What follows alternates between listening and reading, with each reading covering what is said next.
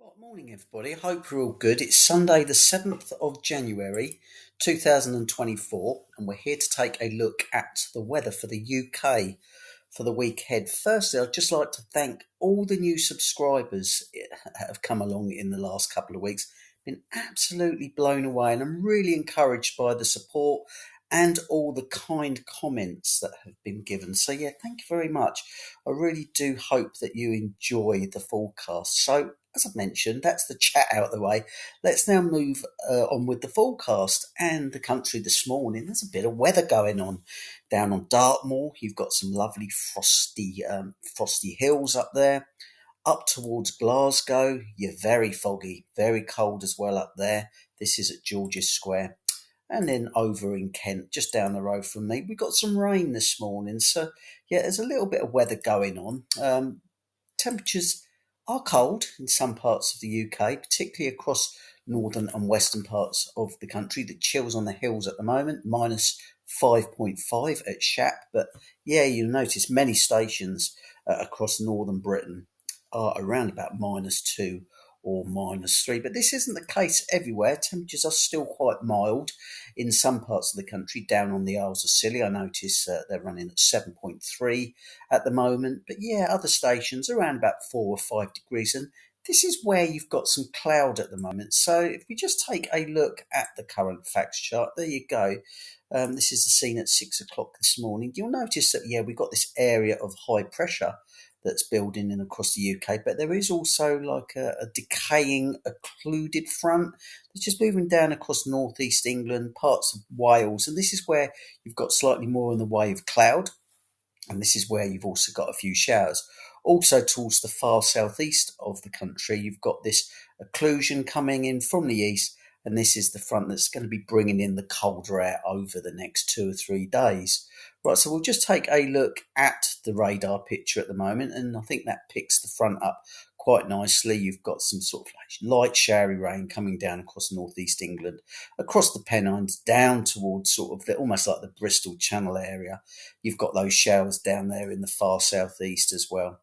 And you've got a few showers just dotted around the far north of Scotland. But to all intents and purposes, it is an improving day today. So what we will do is we will now take a look at the precipitation charts. This is courtesy of I think we've got the ECM on the go this morning. So we're going to take a look at how the ECM wants to play it out for the next week, and we'll get it all moving. So today, as we've already seen, you've got these showers across the northeast of England, just down towards the Pennines and across southeast England. They will generally die out as the day goes on. Just a risk that some of those showers over the Pennines could turn a little bit wintry before they clear out the way. But yes, today, a drying day apart from some early showers in the southeast, maybe a few showers across the eastern coasts of Northern Ireland and also Eire as well. Right, move through to tomorrow. So we've already spoken about the cold easterly wind that will be setting itself up, particularly across England and Wales. There you go. There's those wintry flurries, sleet and snow flurries, particularly across the southeast, will be moving westwards throughout the course of the day. Probably a dusting in 1 or 2 places as that moves through on that increasing easterly flow. And as we just move that through the remainder of the day, you'll see that eventually by the end of the day, they will transfer across the English Channel down towards perhaps the far south coast of Devon and Cornwall. But for the rest of the country tomorrow, it is a dry day. It's a bright day, variable amounts of cloud and some sunny skies. Tuesday is a dry day, particularly dry, and a sunnier day. I think we're going to be bringing in dry air off the continent. So a good day on Tuesday, dry, probably some unbroken sunshine across many parts of England and Wales, but always rather a little bit more in the way of cloud up towards those northeast coasts where later on in the day, just the chance that we could just bring on a few showers onto those northeastern coasts.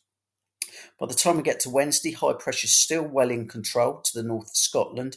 We've still got that cold easterly breeze blowing across the UK, bringing in some cloud and some showers, particularly to northern eastern areas of the country. But once again, down across the south, it's a generally dry and fine day with some sunny skies, but rather cold. And we'll come on to those temperatures in just a moment. Just a chance that Later on in the day on Wednesday, there's just a few showers just brisking across the far southwest of the UK. Right, so Wednesday is a dry, fine day across England and Wales, more sunny skies, but there will be more in the way of cloud and showers coming on to those northeastern coasts and the eastern parts of Ireland. By the time we reach Thursday, high pressure's well in control to the north of Scotland, so rather a lot of dry, fine and settled weather on Thursday, but perhaps rather more in the way of cloud by then, with the best of the sunshine by Thursday reserved for the southwest of the UK. By the time we reach Friday, once again, high pressure well in control across Scotland. So you'll be sort of under the influence of this high pressure. So fog will be stubborn to clear, frost will be stubborn to clear as well, particularly across the sort of the glens and places like that.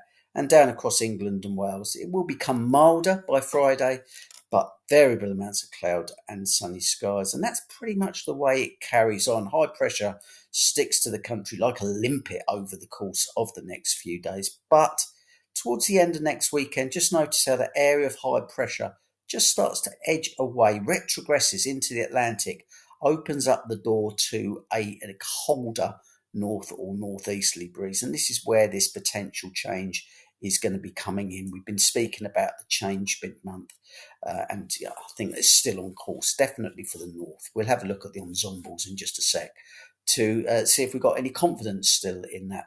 Right, we'll have a quick look at your temperatures. So these are your maximum temperatures today. 3s and 4s across many parts of the UK, colder across the north. By tomorrow, colder still. 2s and 3s, the max temperatures across England and Wales. Across the higher ground, probably struggling to get much above zero. On Tuesday, another very cold day. Look at these are your maximum temperatures. So for some places, we are talking ice day, particularly across the higher ground, across Scotland and across Wales, and also parts of the southwest, which is quite noteworthy as well.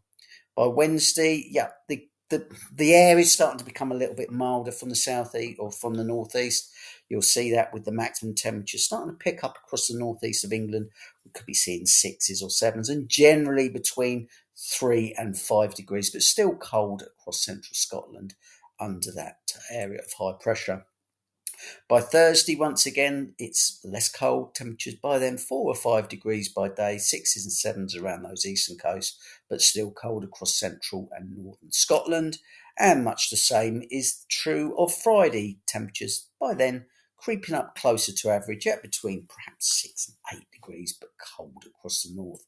Next weekend, we start to see the change potentially coming back down from the north. So the air starts to cool off somewhat by Saturday, so we'd have lost the 7s and 8s. We'd probably be back down to 5s and 6s by Saturday, and then by Sunday, maximum temperatures struggling to get above zero again in the north.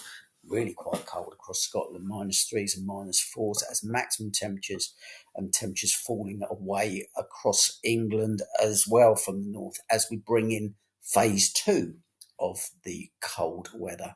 Right, minimum temperatures pretty much the same all week. They will improve overnight with time, but remain very cold across Scotland. So this is your starting temperature on Monday. This is your starting temperature on Tuesday. This is your starting temperature on Wednesday. Just notice how it's starting to become less cold from the northeast by Wednesday. These are your starting temperatures on Thursday, perhaps a little bit chillier on Thursday morning with more of a widespread frost, but by Friday morning, less cold air would have moved across many parts of England as well, but still cold across Ireland and Scotland. And then by the time we reach next Saturday, the colder air is starting to move back in from the north. We do start to bring back the risk of frosts quite nationwide as we start to bring down more of that northerly air mass again in association with phase 2, as we mentioned. Right, this is a sight for sore eyes. This is your precipitation total for the week ahead. So this is in millimetres, and this is between now and 7 p.m. next Sunday. So universally dry inland, some places not even seeing a drop of rain. Anything that is in offer is really just in the form of showers around those eastern coasts.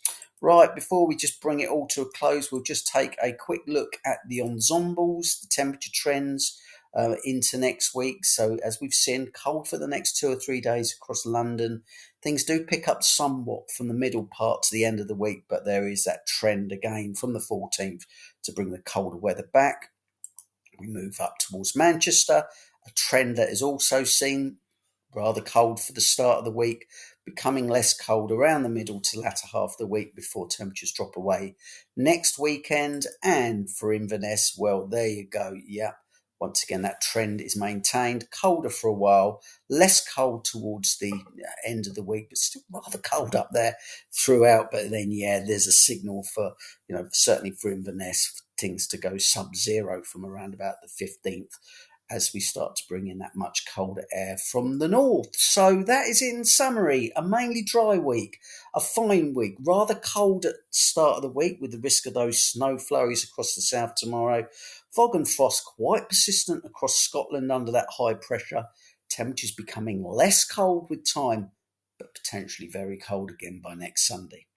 I'll be back later on today just to take a look at the risk of snowfall across the south and the southeast and potentially the southwest tomorrow. But yeah, in the meantime, all have a lovely day. Look after yourselves and ciao for now.